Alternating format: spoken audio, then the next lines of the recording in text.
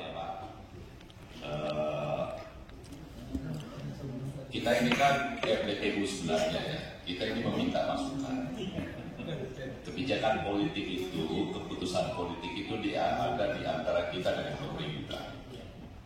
Jadi kalau ada yang kita anggapkan ini sudah inisiatif kita, ada yang masih kurang dianggap sebagai sebuah sumber informasi dalam draft RUU kita dan butuh perbaikan, harusnya kita minta masukan nih dari teman-teman para dokter Indonesia ini.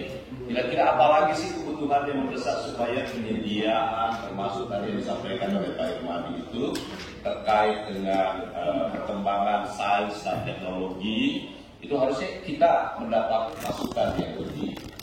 Dan yang kedua, kita harus bedakan dulu mana yang menjadi ranah draft RUU pendidikan kedokteran, mana yang menjadi ranah materi muatan undang-undang praktek kedokteran, supaya kita nggak kesana kemarin ya.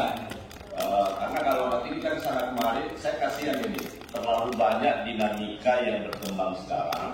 Akibat satu kasus akhirnya mengaburkan semua substansi terkait dengan undang-undang pendidikan kedokteran. Pertama saya ingin menyampaikan begini, kita lupakan dulu, kan banyak berita sekarang ya, ada yang menyatakan ID ini adalah organisasi yang powerful. Nggak ada kaitannya dengan undang-undang pendidikan kedokteran. Mau powerful itu nanti kita urus yang lain ya.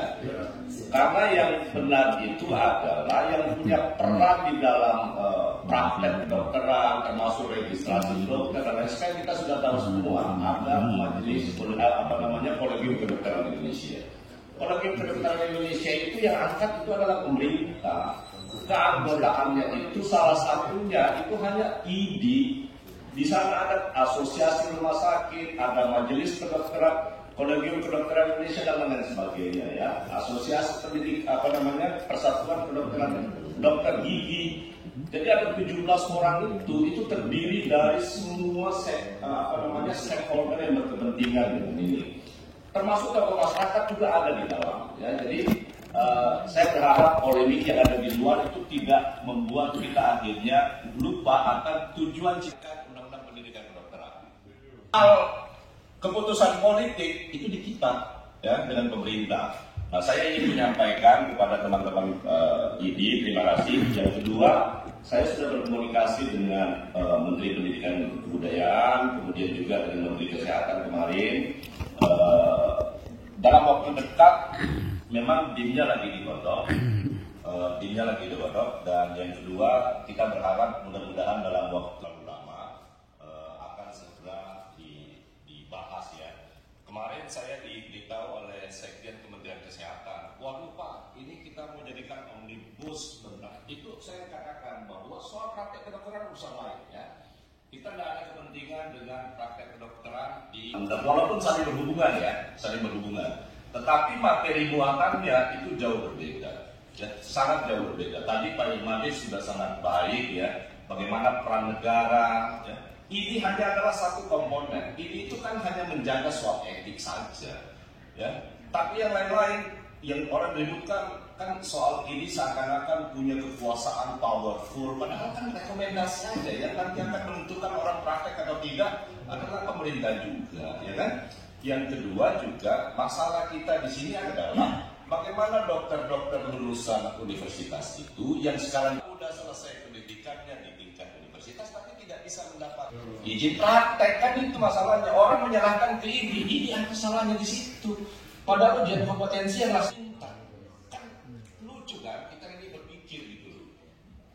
Jadi oleh karena itu saya katakan dulu ke undang-undang pendidikan kedokteran. Kita sadari sepenuhnya bahwa pendidikan kedokteran sekarang ini satu biayanya mahal. Nah, siapa yang bertanggung jawab kalau biayanya mahal? Pak Irmadi sampaikan, negara harus turun tangan. Yang kedua, investasi di bidang kedokteran itu kan juga mahal, apalagi dengan sistem sains dan teknologi. Kalau Prof. Marsis tadi sudah sampaikan mungkin ya berkali-kali bagaimana kemudian nanti robotik akan sangat berperan, ya, artificial intelligence akan sangat berperan dan robotik itu akan berperan dalam dunia kedokteran. Nah ini harus kita antisipasi, belum lagi sebaran dokter. Kalau sebaran dokter kita berbicara apa kaitannya sama teman-teman profesi, padahal yang punya kebijakan adalah mereka dengan kita ya sebagai sebuah pengambil keputusan politik. Nah, oleh karena itu saya berharap di badan legislasi ini kita objektif melihat, kita fokus dulu karena ini menjadi usul inisiatif kita nih ya, bukan usul inisiatif yang lain. Ini berharap DPR bersama dengan pemerintah. Tapi saya juga berharap kepada teman-teman PBID satu hal yang penting kita lakukan, jangan lupa bahwa semua keputusan-keputusan yang ada di parlemen ini adalah keputusan politik.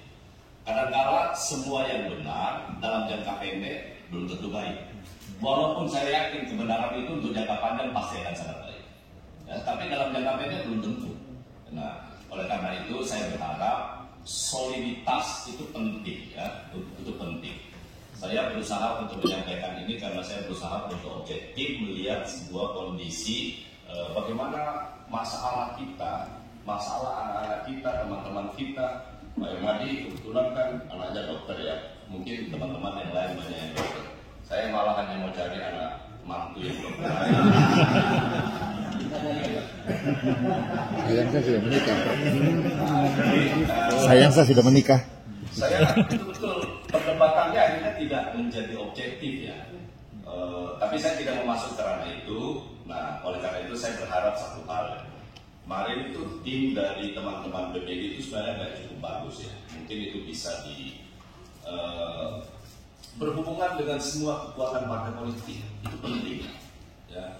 Yang kedua, saya hanya mau menyarankan satu hal bahwa karena ini adalah dunia politik, maka kadang-kala sepanjang tidak berkaitan langsung dengan kepentingan soal yang prinsip, kadang-kadang kita harus negosiasikan. Nah, ini yang penting. Walaupun mungkin bagi teman-teman di PBID ataupun asosiasi yang lain, ini sesuatu hal yang harus kita. Tapi penting sekali menjalin hubungan dan memiliki penghubung yang bisa mengartikulasikan dan tidak mendapatkan pengertian yang berbeda dengan pengambil kebijakan. Jadi saya berharap tim ini yang harus lebih banyak dimunculkan oleh teman-teman PBID. Di media itu penting Pak ya, tapi itu harus karena terlalu banyak friksi dan dinamika yang berkembang keluar dari yang seharusnya kita perdebatkan. Saya rasa demikian. Terima kasih.